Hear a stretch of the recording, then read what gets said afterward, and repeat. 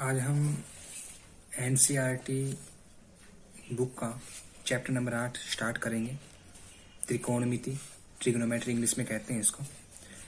Very very important chapter है ये 10वीं क्लास के लिए, क्योंकि ये बोर्ड की क्लास होती है।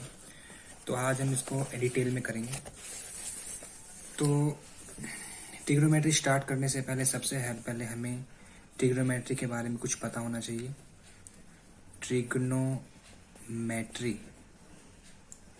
ट्रिग्नोमेट्री को हिंदी में हम त्रिकोणमिति बोलते हैं।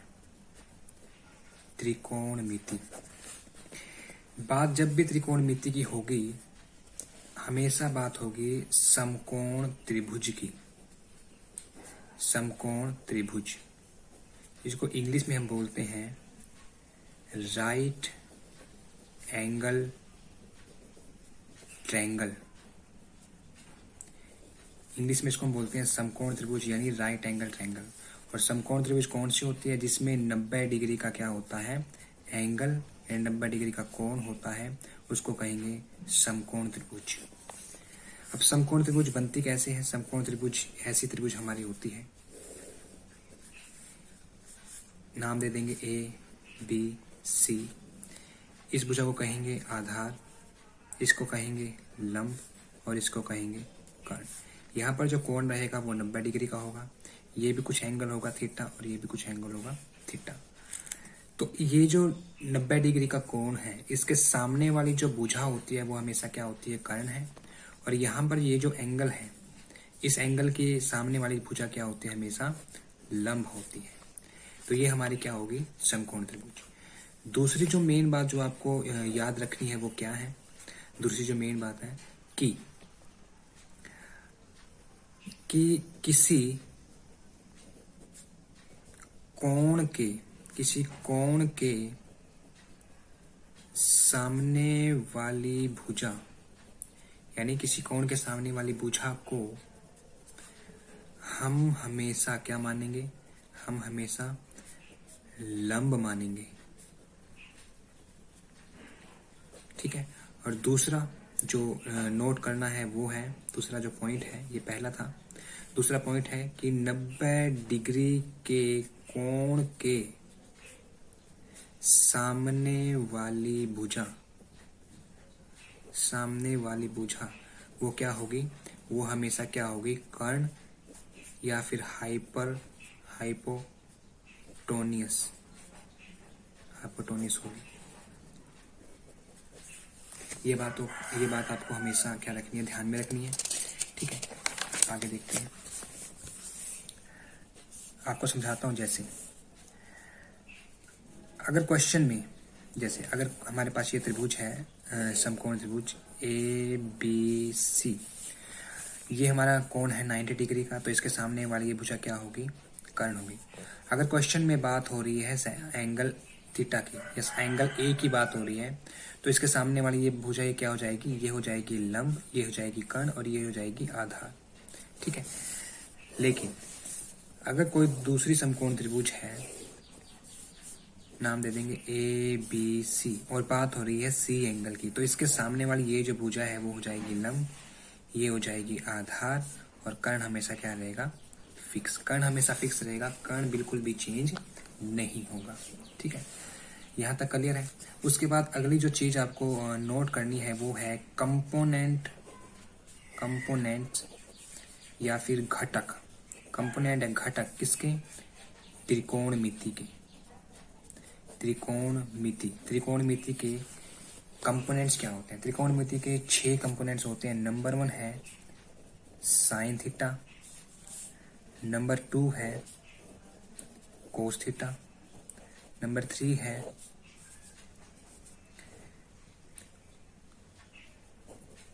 टैन थीटा, नंबर 4 है कोसिकेंट ऑफ थीटा, नंबर 5 है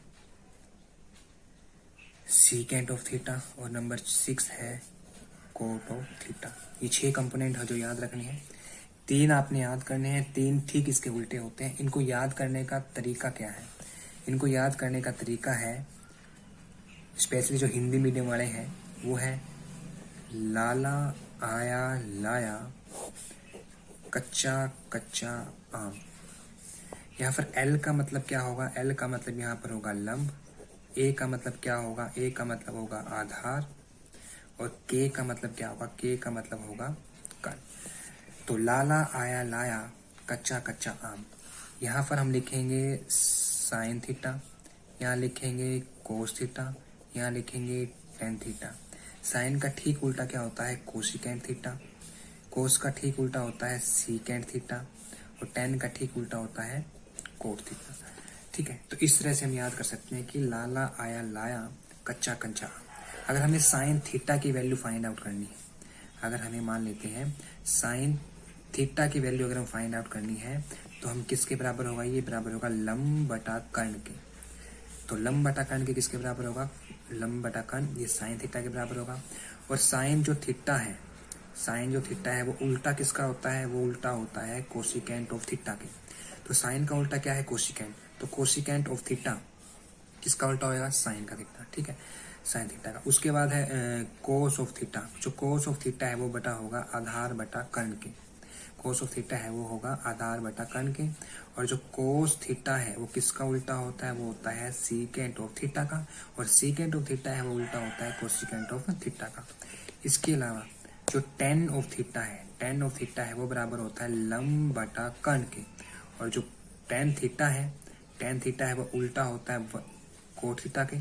और कोट थीटा का उल्टा किसके बराबर होता है, टेन थीटा के। तो हम यहाँ से निकाल सकते हैं कि जो साइन थीटा है, साइन का उल्टा होता है कोसिकेंट, कोस का उल्टा होता है सीकेंट, टेन का उल्टा होता है कोट। साइन की वैल्यू हमें निकालना है साइन एंगल के लिए, तो साइन एंगल या साइन थीटा बराबर होगा लंब बटे कर्ण, कोस थीटा बराबर होगा आधार बटे कर्ण, टेन थीटा बराबर होगा लंब बटे कर्ण, सॉरी लंब बटे आधार। तो कोसिकेंट की अगर हम निकालेंगे, कोसिकेंट थीटा अगर हम निकालेंगे, जो कोसिकेंट थीटा है, जो कोसिकेंट थीटा है वो बराबर होगा कर्ण बटे लंब, क्योंकि किसका उल्टा होता है, और जो कोसिकेंट थीटा है वो उल्टा होता है हमेशा साइन थीटा के। ठीक है, कोसिकेंट कर्ण बटे लंब और कोसिकेंट है वो साइन का उल्टा होता है। उसके बाद है हमारा सीकेंट। जो सीकेंट ऑफ थीटा है वो बराबर होता है कर्ण बटे आधार के, और जो सीकेंट ऑफ थीटा है वो उल्टा होता है कोस थीटा के। उसके बाद हमारा है लास्ट कोट ऑफ थीटा, ये बराबर होता है आधार बटे लंब के। और कोट थीटा ये उल्टा होता है, कोट थीटा जो उल्टा होता है वो होता है टेन ऑफ थीटा के। तो यहाँ तक थे हमारे 6 component, sine cos tangent cosecant secant cot. ये आपने याद करने हैं, वेरी वेरी इंपॉर्टेंट, क्योंकि इनके बिना अगर आप कोई भी क्वेश्चन है वो सॉल्व नहीं कर पाएंगे। ठीक है, तो ये थी मेन कुछ बातें जो इस चैप्टर को शुरू करने से पहले हमें जाननी जरूरी थी। अब हम करेंगे प्रश्नावली 8.1। प्रश्नावली 8.1 को हम डिटेल में क्या करेंगे, सोल्व करेंगे। तो क्वेश्चन नंबर 1,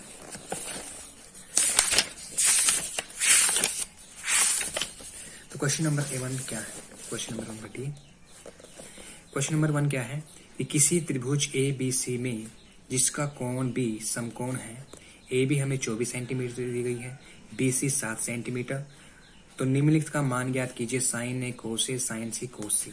तो ये क्वेश्चन है हमारा, खोलते हैं इसको सोल्व डिटेल में। तो क्वेश्चन नंबर 1 8.1, त्रिभुज ए बी सी में हमें दी हुई है और उसका कोण बी हमें समकोण दिया हुआ है। ये हमारा त्रिभुज है ए बी सी, कोण बी को पहले बोलते हैं समकोण है, इसको हम ए मान लेंगे, इसको हम सी मान लेंगे। तो ए बी सी, ठीक है। ए बी हमें दी हुई है 24 सेंटीमीटर, ए बी हमें दी हुई है 24 सेंटीमीटर, और जो बी सी है वो दी हुई है 7 सेंटीमीटर, बी सी हमें दी हुई है 7 सेंटीमीटर। तो हमें साइन ए कोस ए साइन सी कोस सी का मान ज्ञात करना है। तो सबसे पहले जो हमें यूज करना है, सॉरी मैं एक बात बताना भूल गया, एक जो हमें यूज करनी है वो है इस क्वेश्चन को करने से पहले जो हमें चीज यूज करनी है वो है Pythagoras theorem. Pythagoras theorem, Pythagoras प्रमेय, इसका भी हम क्या करेंगे, यूज करेंगे हर एक क्वेश्चन को सोल्व करने के लिए। होती क्या है ये, स्पेशली जो अगर आपके त्रिभुज के अंदर 2 भुजाएं दी गई हैं तो तीसरी भुजा निकालने के लिए पाइथागोरस प्रमेय का यूज करेंगे। ये होती है कर्ण का स्क्वायर बराबर में लंब का स्क्वायर प्लस में आधार का स्क्वायर। ठीक है, कई बार आधार को पहले भी लिख देते हैं, लंब को बाद में लिख देते हैं, कोई चक्कर नहीं है। तो इसमें क्या होता है, इसमें आपको दो भुजाएं दी होती हैं, तीसरी भुजा आप निकाल सकते हो इसकी सहायता से। तो इसका भी आपको क्या करना है, यूज करना है हर एक क्वेश्चन के अंदर। तो क्वेश्चन नंबर 1 में क्या था, क्वेश्चन नंबर 1 में हमें दिए हुआ है ए बी, हमें गिवन क्या है, हमें दिया है, हमें गिवन क्या है, हमें दिया है, हमें ए बी जो भुजा है हमें वो दी हुई है 24 सेंटीमीटर, जो बी सी है वो हमें दी हुई है 7 सेंटीमीटर। हमें क्या निकालनी है, हमें सबसे पहले तीसरी भुजा यानी ए सी निकालनी है। तो लगाएंगे पाइथागोरस थ्योरम। तो पाइथागोरस प्रमेय द्वारा, पाइथागोरस प्रमेय द्वारा, पाइथागोरस प्रमेय क्या कहती है, वो कहती है कि कर्ण का स्क्वायर बराबर में आधार का स्क्वायर प्लस लंब का स्क्वायर। ठीक है, कर्ण हमारा क्या है, कर्ण हमारा है ए सी का स्क्वायर, आधार हमारा क्या है ए बी का स्क्वायर प्लस लंब हमारा क्या है बी सी का स्क्वायर। तो ए भी हमारा दिया हुआ है 24 यानी 24 का स्क्वायर प्लस बी सी हमें दिया हुआ है 7 यानी 7 का स्क्वायर। 24 का स्क्वायर कितना होता है, 24 का स्क्वायर होता है 576 और 7 का स्क्वायर कितना होता है 49, तो कितना होगा ये 625।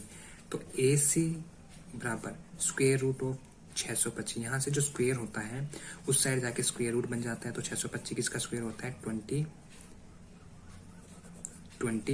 का। तो हमारी जो AC है वो किसके बराबर आती है, AC हमारी आ गई 25 सेंटीमीटर। ठीक है, अब हमें क्या निकालना है, अब हमें क्या निकालना है, अब हमें निकालना है साइन ए। फर्स्ट पार्ट के लिए अगर हमें क्या निकालना है, फर्स्ट पार्ट के लिए हमें निकालना है, फर्स्ट पार्ट के लिए हमें निकालना है साइन ए कोस ए, साइन ए कोस ए निकालना है। यहाँ पर अब ये बात देखनी है, यहाँ पर एंगल ए की बात हो रही है।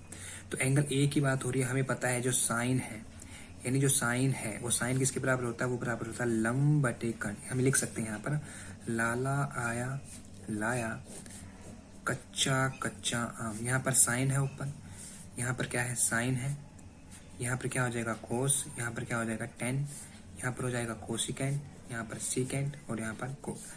तो साइन किसके बराबर है लंब बटे कर्ण। और यहाँ पर बात हो रही है एंगल ए की, एंगल ए की बात हो रही है। तो एंगल ए की अगर हम बात करें, एंगल ए हमारा ये है, इसके सामने वाली ये क्या हो जाएगी, इसके सामने वाली ये हो जाएगी, इसके सामने वाली लंब, और ये हो जाएगा हमारा आधार और ये हो जाएगा हमारा कर्ण। तो लंब बटे कर्ण, लंब कितना है हमारा 7 और कर्ण कितना हमारा 25। तो कितना हो जाएगा, ये हो जाएगा हमारा 7/25। उसके बाद हमें निकालना है कोस ए। कोस किसके बराबर होता है, कोस होता है आधार बटे कर्ण। ठीक है, एंगल ए की बात हो रही है तो आधार हमारा कितना है, आधार हमारा है त्रिभुज में देखिए आधार हमारा है कितना है 24 है। ठीक है, आधार हमारा कितना है 24 है और कर्ण कितना है हमारा 25। तो 24/25, तो 24/25 क्या हो जाएगा हमारा कर्ण हो जाएगा। तो साइन ए कोस ए हमारा आ गया है, इसका फर्स्ट पार्ट। उसका दूसरा पार्ट देखिए, दूसरा पार्ट में क्या बोला गया है, दूसरा जो पार्ट है वो बोलता है कि साइन सी और कोस सी निकालिए।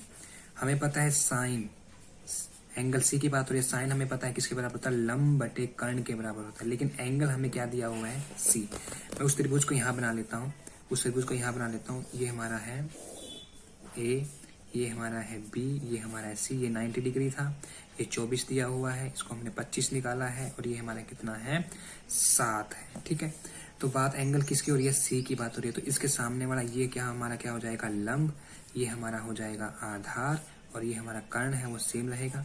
तो लंब कितना है हमारा, लंब है हमारा 24 और हमारा कर्ण कितना है 25। उसके बाद कोस सी, कोस किसके बराबर होता है आधार बटे कर्ण। एंगल सी की बात हो रही है, एंगल सी के सामने वाला ये लंब है, ये आधार है, आधार हमारा कितना है 7 और कर्ण कितना है हमारा 25। तो ये हो गया हमारा क्वेश्चन नंबर 1 कंप्लीट। ठीक है, उसके बाद क्वेश्चन 2 देखिए।